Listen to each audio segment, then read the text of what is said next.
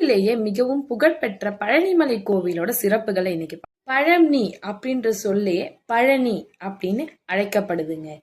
இங்க 2 பாதை இருக்கு மலை அடிவாரத்துல. ஒன்னு படிப்பாதை, இன்னொன்னு யானை பாதை. படிப்பாதையில 693 படிக்கட்டுகள் இருக்கு அப்படின்றது சொல்லப்படுதுங்க. பழனி மலையில முருகப்பெருமான் மூலவர் நவபாஷானம் அப்படின்ற திரவத்தால் ஆனவர். இவர் போகர் அப்படின்ற சித்தரால வடிவமைக்கப்பட்டார் அப்படின்றது சொல்லப்படுது.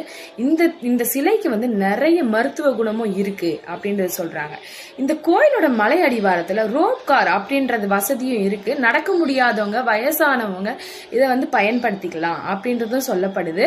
சிவபெருமான் கிட்ட ஞானப்பழத்திற்காக சண்டை போட்டு முருகப்பெருமான் ஆண்டியாக தண்டாயுத பாணியாக வேலேந்தி நிற்கிறார் பழனி மலையில் அப்படின்னு சொல்றாங்க. BBC முதலியார் முருகேச முதலியார் அப்படின்றவர் தேவஸ்தானத்திற்கு நன்கொடையாக தங்கத்தேர், வைரவேல் இதையெல்லாம் நன்கொடை